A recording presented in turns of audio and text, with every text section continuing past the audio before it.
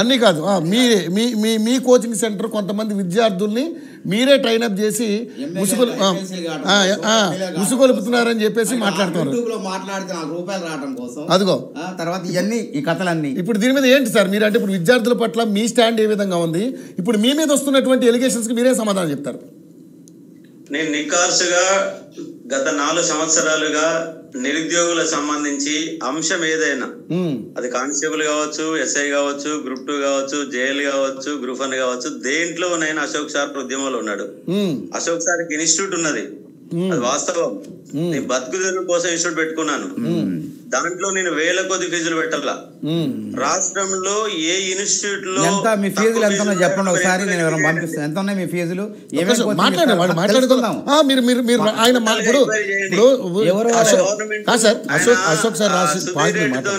కలిసిన ఫోటో, ఆ ఫోటో ఏందో నీకు తెలుసా? అసలు ఆయన నియోజకవర్గ పరిధిలో ఉంటా నేను. అంటే పర్సనల్ పని ఉండవా లోకల్ ఎమ్మెల్యే తోటి? అంటే విద్యార్థులు తీసుకుపోయి కండవాలు కప్పించే పనుల నియోజకవర్గంలో. సరే ఇప్పుడు అది రాజకీయం కాదు. 20 లక్షల మంది నిరుద్యోగులని గందరగోళ పరిచినటువంటి వ్యక్తులు 4 ఉన్నారు. ఆ 4లో 3 వ్యక్తులకి ఒక్క పోటీ పరీక్ష రాయలేదు, పోటీ పరీక్షలో అవగాహన లేదు, ప్రభుత్వాన్ని పక్కదారి పట్టిస్తున్నారు.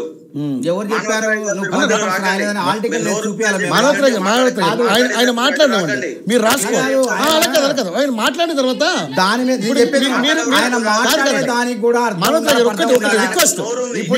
కోచింగ్ సెంటర్ పెట్టినంటే సాధగానే పెట్టిండు, ఏం ప్రిపేర్ అయ్యింది అసలు? ఎందుకు ఉద్యోగం శాతగానుడు కాబట్టి చెడగొట్టుకుంటూ కోచింగ్ సెంటర్ లో ఈ రోజు రాజకీయం కరీంనగర్ లో పోటీ చేయాలా, కరీంనగర్ లో పోటీ చేయాలా? నేను ఏ పరీక్ష రాసి నీకు రేపు ఆర్ట్స్ కాలేజ్ దగ్గర నేను చూపిస్తా పరీక్ష ఏందో. నేను ఏం రాసిన హాల్ టికెట్లు ఉన్నాయి.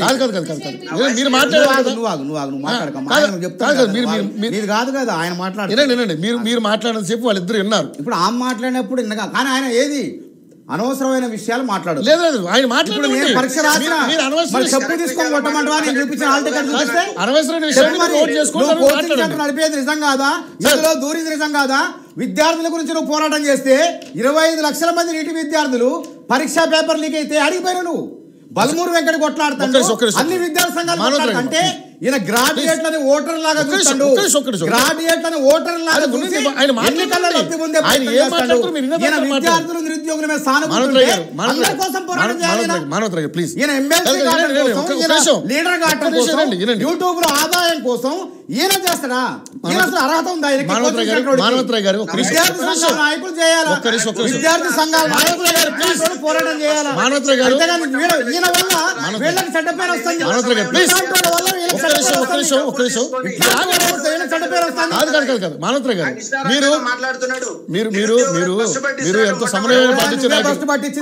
దొంగ దీక్షలు చేసి 10 రోజులు ఎమ్మెల్సీ పోటీ చేసినావు. దొంగ దీక్ష చేసి ఎమ్మెల్సీ పోటీ చేస్తావా? ఆమరణ దీక్ష ఏం సాధించడం? దీక్షకు విలువ లేకుండా చేసిండు. 10 రోజులు దీక్ష చేయటం, ఎమ్మెల్సీగా పోటీ చేయటం, నిరుద్యోగులు రోడ్డు మీద చేయటం. ఇప్పుడు వీళ్ళు మాట్లాడుతూ కోచింగ్ సెంటర్ నడుపుకుంటారు, డబ్బులు దొబ్బుకుంటారు. మాట్లాడేవండి. ఇప్పుడు ఇద్దరు మాట్లాడితే కోచింగ్ సెంటర్ ఎందుకు తీస్తారని మీరు ఎలిగేషన్ చేశారు కాబట్టి మీరు ఎలిగేషన్ చేసిన మాట్లాడినివ్వండి ప్లీజ్, మాట్లాడినివ్వండి. ఆయన మాట్లాడి చెప్పింది లేదండి. నేను హైదరాబాద్ పెట్టి నా ఉద్యోగం కోసం పోయినప్పుడు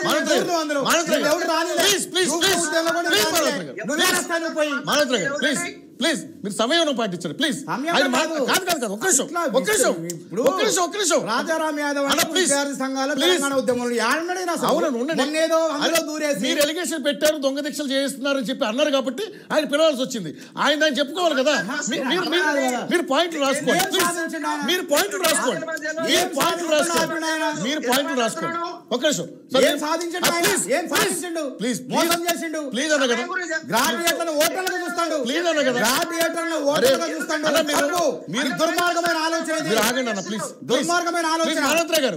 మానవరాయ్ గారు ప్లీజ్ ప్లీజ్ మీకు దండం పెడతాం. ప్లీజ్ ఆగండి, వినండి. నిరుద్యోగుల నాయకుడు మధ్యలో వచ్చిన కుటుంబ నాయకుడు కాదు. నాది 23 ఏళ్ళు ఎన్ఎస్ఏల విద్యార్థి విభాగంలో ఎన్నో పోరాటాలు చేసిన, తెలంగాణ ఉద్యమంలో ఉన్నా. నువ్వు ఆ పాఠం చెప్పి చదువుకో.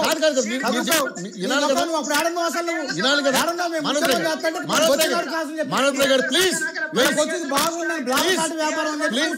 ప్లీజ్ మానవరాయ్ గారు ఇలా కేటీఆర్ దీక్ష ఆగండి. మానవరాయ్ గారు మీరు రాసుకోండి, పాయింట్ రాసుకోండి, నా మాట వినండి. ఆయన మాట్లాడి వినండి, మీకు అర్థమవుతుంది కదా. నువ్వు ఆడ ప్రచారం చేసి కాంగ్రెస్ కి అని చెప్తాడు. మళ్ళీ హెచ్చులు చేస్తాడు, నిరుద్యోగులు మోసం చేస్తాడు. బస్సు కాదు, నువ్వు తెలంగాణ నిరుద్యోగులు దగా చేస్తున్నావు, వ్యాపారం చేస్తావు. నిరుద్యోగులతో వ్యాపారం చేస్తున్నావు. పుస్తకాలు అమ్ముకుంటూ 25,000 రూపాయలు కోచి 150 మార్కులు దానికి మోసం చేస్తున్నావు.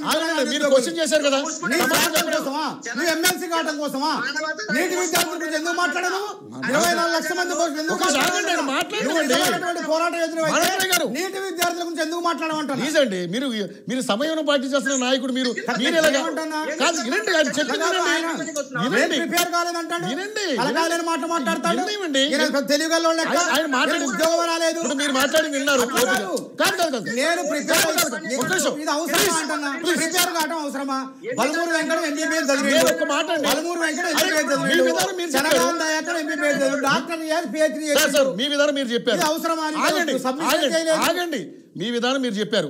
ఆయన మాట ఆయన చెప్పుకోవాలి కదా. ఆయన మీరు ఎలిగేషన్ చేశారు, కొన్ని కోచింగ్ సెంటర్లు దొంగ దీక్ష పెట్టి చెప్పిస్తున్నారు అన్నారు. మీరు మాట్లాడుకుని ఉండండి, మాట్లాడి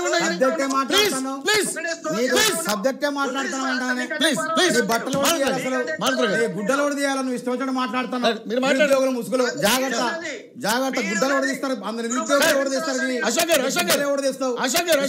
మాట్లాడతారు. ప్లీజ్ ఇక నుంచి ఆగండి ప్లీజ్, దయచేసి దండం పెడతాం మీకు. సార్ మీరు చెప్పండి సార్, ఏం చెప్పాలి చెప్పండి ప్లీజ్. ప్లీజ్ అన్న దండం పెడతా ప్లీజ్, మాట్లాడండి సార్. చెప్పండి సార్, చెప్పండి. కాంగ్రెస్ పార్టీ తరఫున 4 వ్యక్తులు పాల్గొంటున్నారు.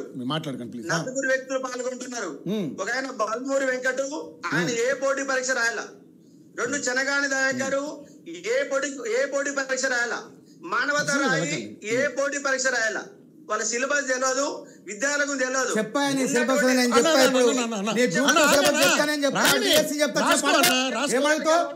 పెద్ద 150 మార్కులు చెప్తాను అనుకో. నాకు 150 కాదు, 600 మార్కులు సిలబస్ తెలుసు. నాకు 600 మార్కులు సిలబస్ తెలుసు. పెద్ద తెలుగులో అనుకుంటాడు. చేతగాక ఉద్యోగం రాకుండా కోచింగ్ సెంటర్ పెట్టుకోండి. సిలబస్ తెలియదు అంటే అసలు తెలియదు. ఇట్లా కోచింగ్ సెంటర్ పెట్టుకోండి. మాట్లాడితే పోటీ చేశాడు కదా, మీరు చేశారు పోటీ. మేము 10 ఏళ్ళు కష్టపడి మాకు అవకాశాలు లేదండి. మీరు మాట్లాడినంత వరకు ఎవ్వరు మాట్లాడలే, మీరు ఎందుకు మధ్యలో వస్తున్నారు? ప్లీజ్ మాట్లాడివ్వండి, వాళ్ళకి అవకాశం ఉండాలి కదా. ఇష్టం వచ్చినట్టు కాదు, మాట్లాడివ్వండి. మీరు ఇష్టం వచ్చినట్టు ఆయన మీద ఏదో ఎలిగేషన్ చేసినప్పుడు ఆయన మాట్లాడతారు. రాసిన గ్రూప్ 2 హాల్ టికెట్ నా దగ్గర ఎప్పటికి ఉంది. పర్సనల్ గా పోవద్దు please please please. Group 1 exam రాసినావా? నీకు ఉద్యోగం రాలేదా? నేను గ్రూప్ 1 రాయలే, గ్రూప్ 2 రాసిన. నా లక్ష్యం నేను విద్యార్థి ఉద్యమాల్లో ఉన్నా, విద్యార్థుల కోసం కొట్లాడినా. నీ దొంగ దీక్షలు పొంగ చెప్పాలని తెలుసు నాకు. నువ్వు ఏడ రాసినావు? నీకు అంత స్థాయి లెక్క పెట్టుకున్నా. ప్లీజ్ మానవరాయ్ గారు ప్లీజ్ ప్లీజ్ మీరు ఒకసారి ఆపితే లేదంటే మనం లైవ్ ఆపేయమంటారా? నిరుద్యోగులు మోసం చేస్తారు. లైవ్ ఆపేయమంటే నేను లేచి వెళ్ళిపోతా. సమస్య ఎందుకు జరుగుతుంది? మన ఆగండి. విద్యార్థుల సమస్యని పరిష్కరించాలి. చెప్పు, పోటీ చేయడం తెలుసా నీకు? దొంగ దీక్షలు చేయడం తెలుసా? తెలంగాణ ఉద్యమ చరిత్ర అంతేకాదు నువ్వు చెప్పేది. నువ్వు పెద్ద మేధావులకు మాట్లాడతాను. ఆగండి ఒక్క నిమిషం ప్లీజ్, మీరు మాట్లాడండి. ఎవరు నేనేం చెప్పట్లే. యథాస్థితి ఉన్నది. రేపు ఏం జరిగింది తెలియదు. మీ గురించి వాదించమని చెప్తాను. ఎవరికైనా సానుకూలత ఉందని చెప్తున్నా. నేను అధికారిని కాదని చెప్తున్నా. ప్రభుత్వంలో నాకు పాత్ర లేదని నేనే చెప్తున్నా. దాదాపు 10 రోజుల నుంచి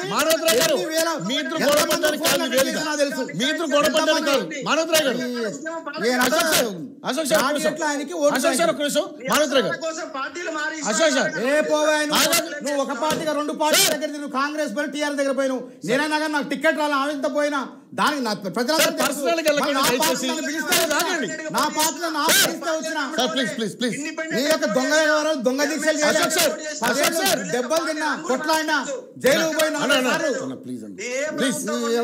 గ్రూప్ 2 పోరాటం వద్దని నెట్టేసారు. మొన్న వస్తే అశోక్ గారు వస్తే చీపో ఉన్నారు. నిరుద్యోగ అశోక్ గారు వచ్చి ఇట్లాంటి వల్ల వీళ్ళ సమస్య పరిష్కారం మాటలే. ఆగండి. మీరు ఇలా మీ ఇద్దరు కోసం పెట్టుకున్నాం డిబేట్. వాళ్ళ సమస్య పరిష్కారం కోసం పెట్టుకున్నాం. మీరు మాట్లాడండి, బట్ రాసుకోండి. ఆయన చెప్పితే రాసుకోండి దయచేసి.